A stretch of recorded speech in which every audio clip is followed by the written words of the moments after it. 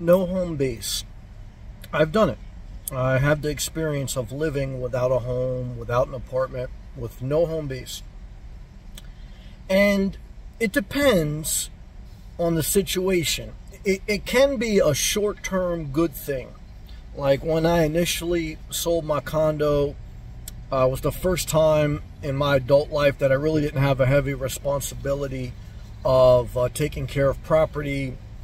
And I was single, so I didn't really have to rent. I could live out of my vehicle. And I wanted to travel a little bit, and I wanted to find a new area that I would want to settle.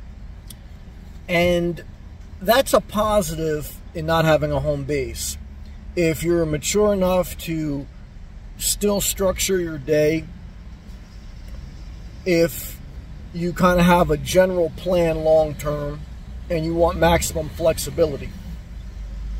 So for a few weeks, a few months, or even a few years, no home base can be a good thing for certain people.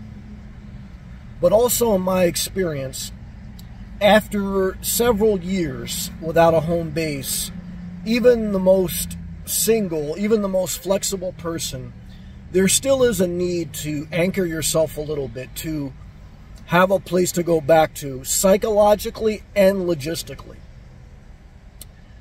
And I find it now even tougher doing it twice, right? Like if you go without if you sell your place and you have no home base and you travel around and then you buy a home base and you want to change it up and then you go back on the road, that second time back on the road doesn't hit the same. It's never as good as the first time. You know, initially, you'll feel the relief, couple days, couple weeks, but you just get burnt out on the road. And once you've seen everything you want to see, you desire structure, you desire being around the areas you like most, more than you like the maximum freedom and flexibility of just nomading it full-time with no home base. The problem with the home base is there is no perfect home base. I remember for years I would watch House Hunters. It's like a TV show on cable. It was years ago. I don't know if they still have it. I'm sure they do. And the show was basically based on a couple would look at 3 houses, and then they would pick out of the 3 which house they'd want. And in just about every episode, there were certain houses that had certain things, but other houses that had certain things. So it's like, no, they kept saying, it was a constant recurring slogan on the show that no house is perfect. Like, you wish you can take this community and put it to this house. You wish you could take this house and put, that kitchen in it, but nothing has everything. And I really thought, well, I'm gonna find something that has just about everything. But that's damn hard, okay? It's damn hard. You could have the perfect location, but not the perfect lot. The perfect lot, but not the perfect community as far as the culture. The perfect culture, but not the best stores. Everything has a trade-off, and it's tough to swallow. Especially when you have that nomadic blood, they're like, well, I could just go here, there. But once you have a routine that you're traveling more than a half hour to an hour daily, it becomes unhealthy long term.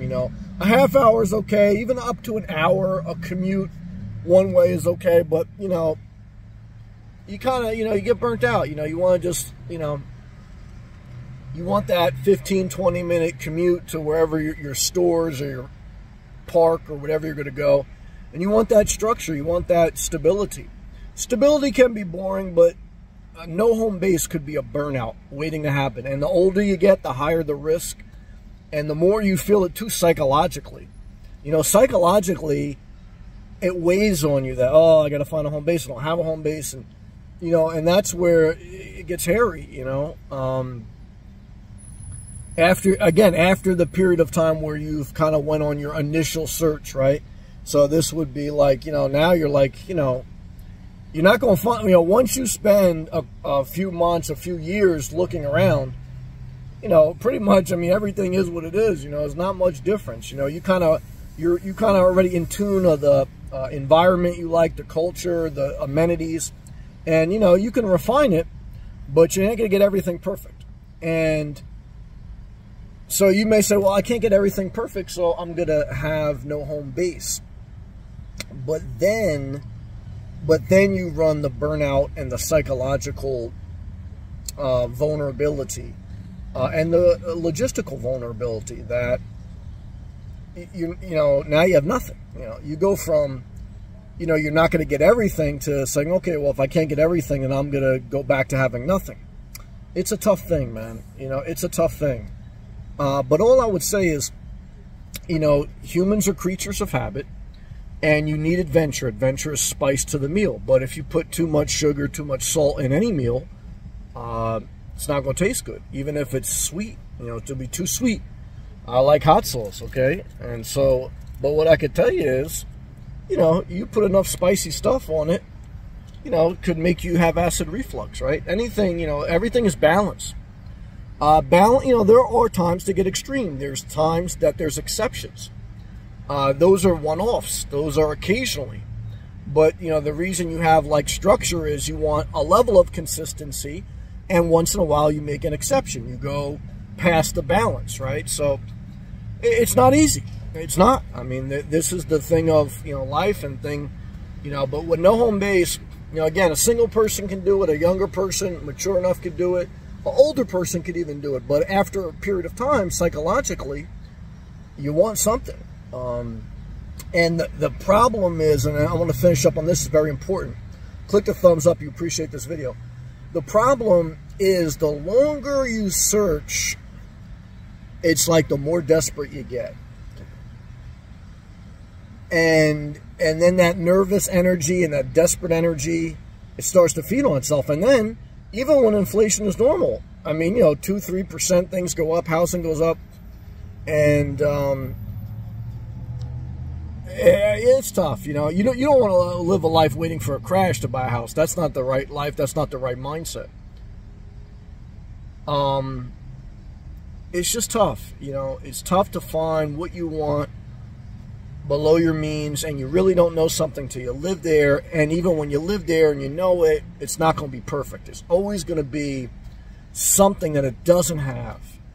And you're always trying, you know, certainly you don't want toxic, you know.